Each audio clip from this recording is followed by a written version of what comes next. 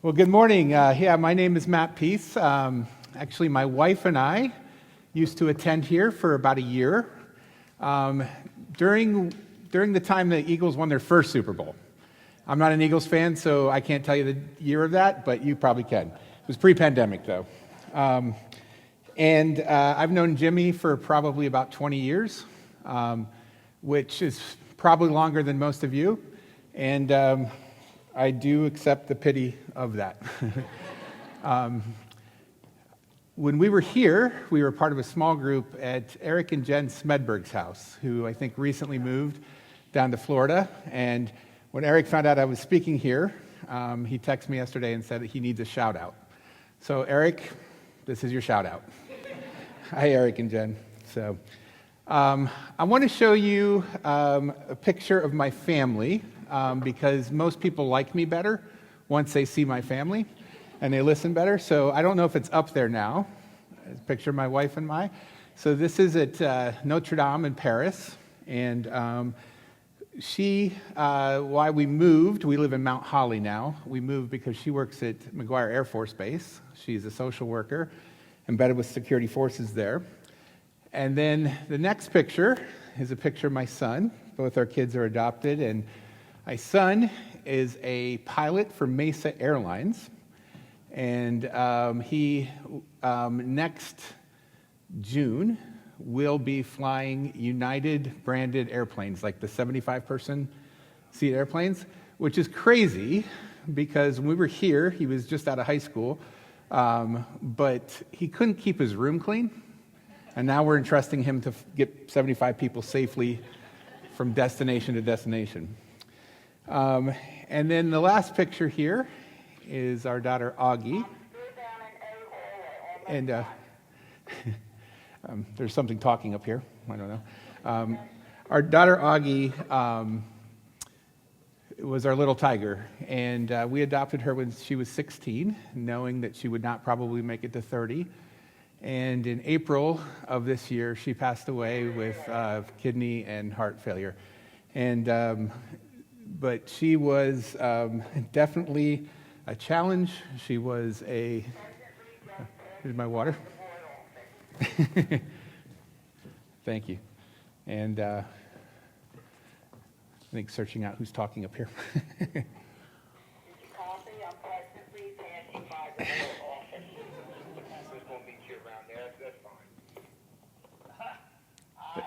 All right, there we go. Thanks, guys. So I wanted to talk today, let's set this here. I wanted to talk today about a parable found in the middle of Luke chapter 15. And it's a great little parable that's just 3 verses, but it's kind of sandwiched inside of the book of Luke chapter 15. And I think on the surface, when we look at those 3 parables there of a lost sheep who wanders off and a shepherd who leaves everyone to go find the one, this little coin that drops and falls into a crack and is lost, and this woman who sweeps and sweeps and sweeps until she finds it, and of a rebellious kid who gets everything that's due him, takes off, and comes back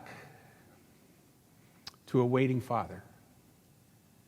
And inside of all 3 of these, one of the things that they have in common is then that what was lost, when it is found, there's a lot of rejoicing. There's a lot of excitement. And I think sometimes we kind of look at these 3 parables, and you as a parent maybe even done this, read them as bedtime stories to your kids. This sweet little lamb that was lost but found. This coin that was lost but found. This waiting father who wants their kid back. But when you pull the lens back a little further from Luke 15 into Luke 14, you start to see that these 3 parables here are kind of put together as a bit of a confrontation. You see, in Luke chapter 14, right before, Jesus is talking to the Pharisees, to the religious leaders, to the wealthy people, to the people that controlled who got in and who got out, who was out. And one of the things that Jesus talked a lot about was the kingdom of heaven. And back in Jesus' day, when you talked about the kingdom of heaven, it almost always included talking about a banquet or a feast. And table fellowship, who was invited to the table, was always one of the main points of contention. And in Luke 14, Jesus is talking to the Pharisees here. He's talking to the leaders, and he's saying, hey, when you get invited to a banquet, don't try to go get the seat of honor. But in several other passages before this, Jesus is inviting anyone and everyone to that table. And many times it's in the face of the Pharisees, the religious leaders, who don't want those kinds of people at the table. And so when you start Luke chapter 15, coming out of 14, where there's this tension that's brewing, and in 15 it starts that Jesus was talking and he was drawing the sinners and the tax collectors, which in our day, our words would be the people who don't belong. And it says in verse 2 that these Pharisees, these religious leaders, were getting pretty upset. And so Jesus then tells these three parables, all of which have a bit more of an edge now. A bit more of a confrontation that's happening. This first one of this little lamb that wanders off. And the shepherd who says, I will leave them. And the picture you kind of get in your mind of this little lamb is they're not, in the third one, the kid is being rebellious and kind of leaves. But this one, not that. Just this little lamb that wanders off. Have you ever done that? Have you ever just wandered off and you looked around and you're like, where am I? I'm a long way from God right now. I didn't mean to do this, but here I am. And then you have the parable that we're going to pull apart a little bit today of this lost coin. This lost coin had nothing to do with getting lost. A coin has no volition of its own. It just got dropped. And it fell in a crack. And this woman starts sweeping. Starts sweeping and sweeping and sweeping until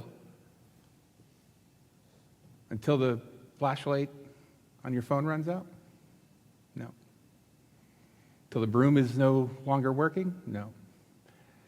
So she sweeps and sweeps and sweeps until she finds it.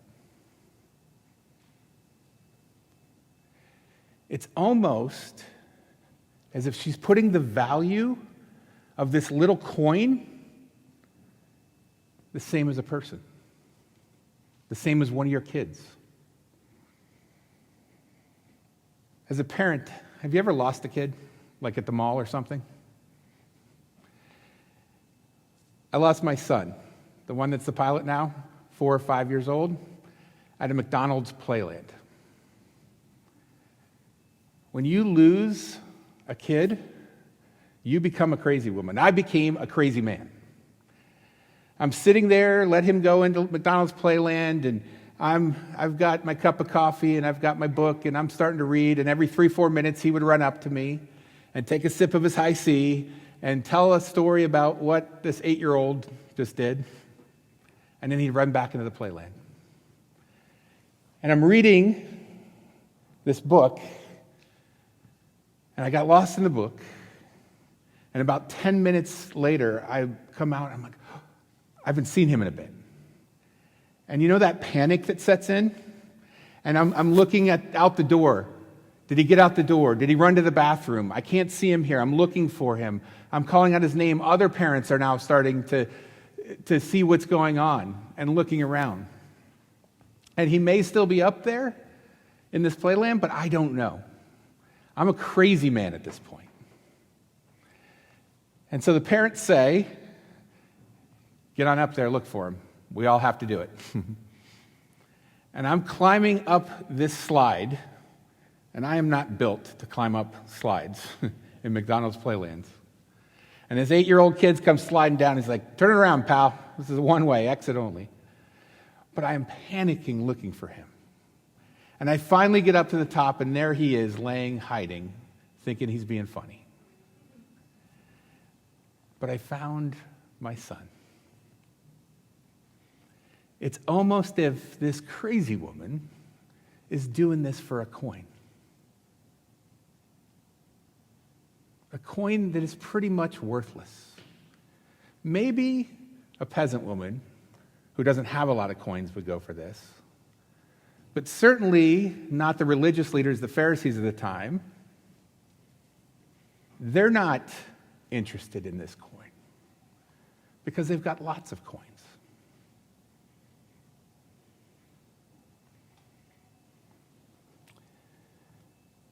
This coin is being given the worth of a person by this crazy woman. Then it says, the next verse, it says, when she finds it, she calls all her neighbors and says, come over. All right, the same pilot kid, this 4-year-old that gets lost, imagine him now as a teenager. And he sees me sweeping and sweeping and sweeping and sweeping until I find this coin. And then when I find it, I say, hey, Chad, go call the neighbors, get everybody over here. We are going to get happy. It's a party. Imagine his reaction as what his reaction would be as a teenager. Dad, you got to listen to me.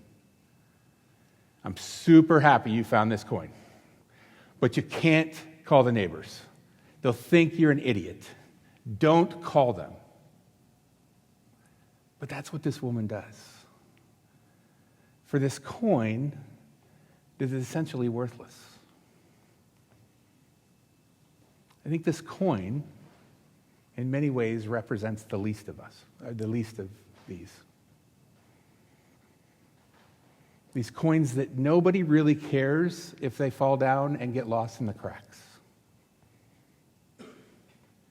But the thing is, if these coins, the least of these, do fall down and get lost in the cracks, if someone doesn't pick up a broom and start looking, they're never going to get found. I want to share a story with you. Of a few years back, I went to Jamaica.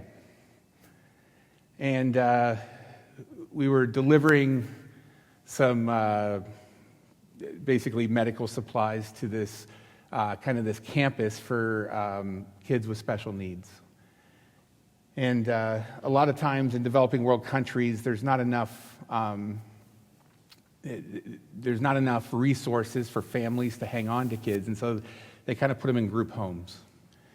And we got there and we delivered the stuff at the office, and then it was going to take about an hour for them to go through the paperwork and just kind of matching everything up. And so I decided that I was just going to go for a walk around the campus. And I walked into a building, and the building was maybe a little bigger than this stage. And then there were just beds lined up next to each other. And there were kids laying in these beds. And I went into this room in the first bed, and my plan was just to go grab everyone's hand, one at a time, tell them that Jesus loved them and pray for them, and then move to the next kid. And this first kid, I grabbed his hand, and he was paralyzed, very crumpled up. He couldn't straighten his hands. But when I grabbed his hand, his face just lit up. And I said, hello. And I prayed for him. And as I finished the prayer, ready to go to the next one, I let go of his hand and his face just went back down. And I couldn't leave. I just couldn't leave him. And so I grab his hand again and his face comes up. And for the full 45 minutes to an hour, I'm just with that kid. And I am telling him stories. And I am praying for him. And I am just sharing everything I have in me about how much Jesus loves him. Finally, at the end of the time, I had to let go. And I had to leave. But I've never forgotten this kid. And I remember sitting on the plane riding home and thinking about this kid. And just thinking, you know, there are amazing ways that God uses kids like this. But some of the cognitive things just aren't there. Like he couldn't pray a prayer. He couldn't be discipled the way we disciple people.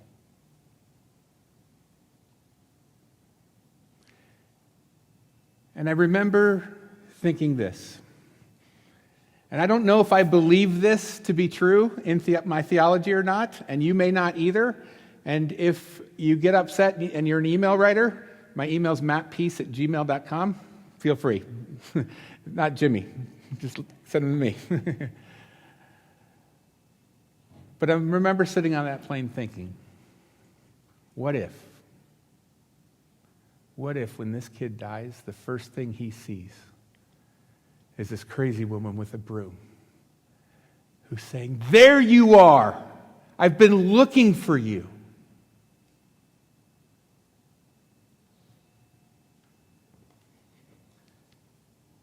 This story, this parable, is so much more than just this feel-good story at night. So I want to ask you this question, and then I'll share one last story.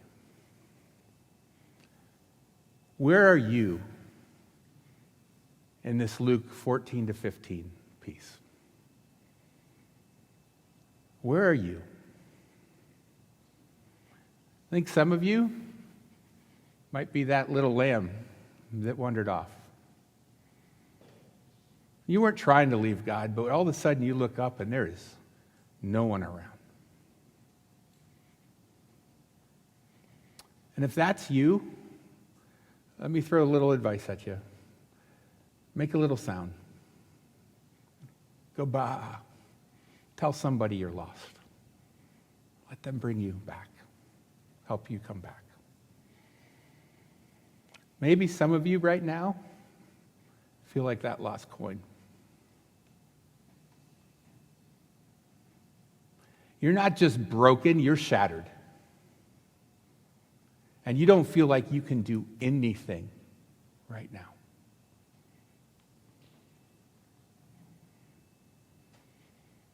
I think others may be the Pharisees or the religious leaders. And you're just angry. You're frustrated people aren't doing it right.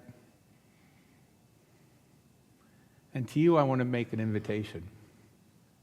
Come pick up a broom. Start sweeping. Start sweeping with us. There are so many people that need to be found.